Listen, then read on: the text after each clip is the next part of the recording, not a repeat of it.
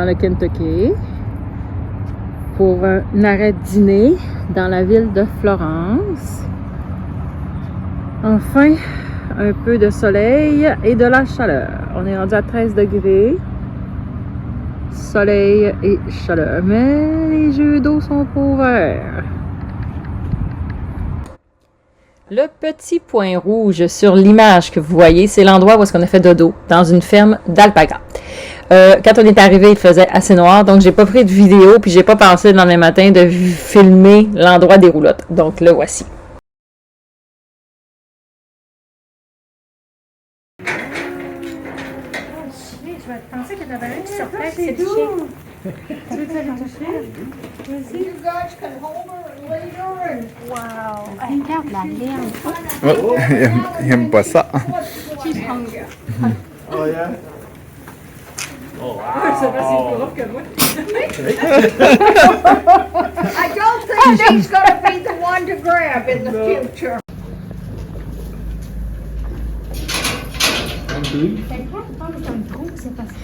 Ouais, hey, lui, il va s'essayer, mais il rentrera pas.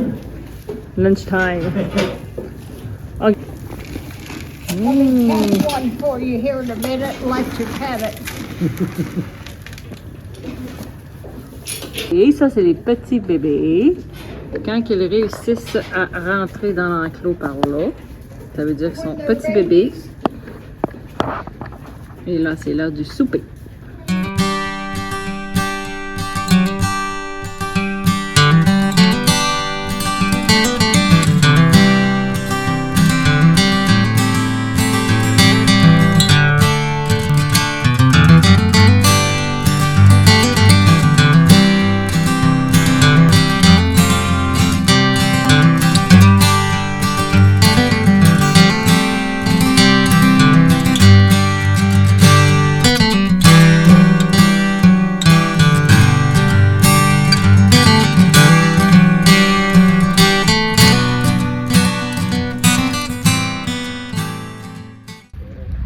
On vient d'arriver au Shaker Village.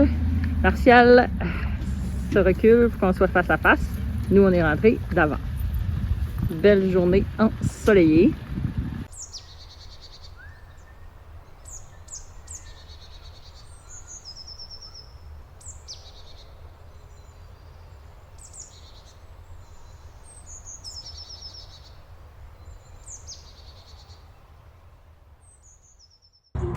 Bonjour! Alors, je m'en vais visiter le Southern Shaker Village. C'est peut-être pas South Union Shaker Village. Plusieurs bâtisses à visiter. Donc, la grosse là-bas, en arrière de moi. Alors, je suis allée déjà payer mes billets. Donc, ça ne devrait pas être long. Entre 1807 et 1922, une secte religieuse communautaire appelée les Shakers occupait une ferme de 6000 acres dans le sud du Kentucky. Dans les limites de cette vaste plantation, le groupe a construit un village qui comptait plus de 200 bâtiments, dont d'immenses dortoirs, des magasins annexés, des dépenses, des granges, des écuries. Les Shakers ont appelé ce village-là le South Union. Jusqu'en 1922, le mode de vie des Shakers impliquait une vie en communauté, le célibat, le retrait du monde et l'accent était mis sur la simplicité puis la perfection en toutes choses. Leur théologie progressiste incluait l'égalité des sexes puis des races. Puis, il y avait des croyances qui attiraient l'attention nationale. Les Shakers produisaient puis vendaient également des produits dans tout le sud des États-Unis, faisant de leur village un succès économique. Le déclin du nombre de membres, puis les problèmes économiques de l'après-guerre civile ont conduit à la fermeture du village. En 1922, les South Union avaient commencé à vendre les meubles, les immeubles, les articles ménagers, les textiles, puis les outils qu'ils avaient produits parce qu'ils commençaient à avoir beaucoup moins de membres. En 1960, les portes du premier musée Shaker ont été ouvertes au public.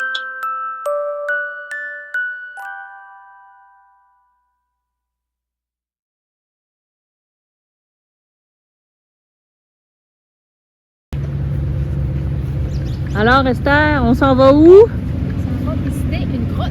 On s'en va visiter une grotte en bateau. Et on avait peur de geler, On est habillés avec des pantalons de toile. puis des bottes doublées, puis une tuque. On y va. C'est un départ.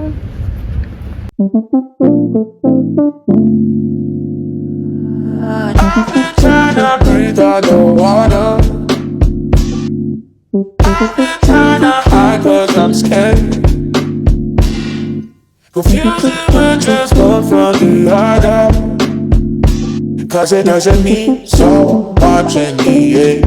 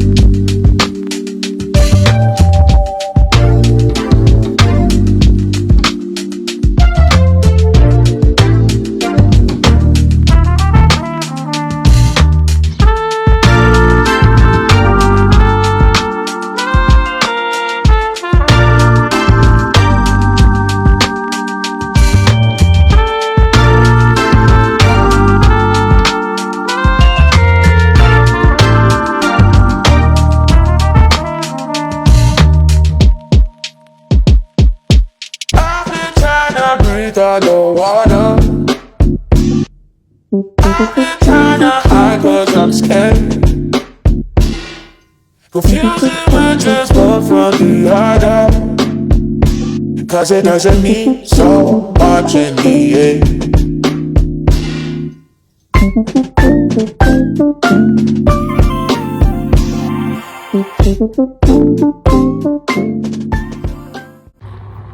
Donc, nous avons terminé notre visite du Kentucky. Nous avons beaucoup aimé notre petit séjour de 4 jours.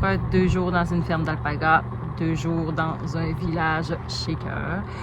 C'était pas une température très chaude, mais nous avons quand même réussi à bien fonctionner puis à chauffer nos roulottes. Maintenant, nous allons descendre vers le Tennessee pour le prochain épisode qui sera une visite de Nashville. À la prochaine!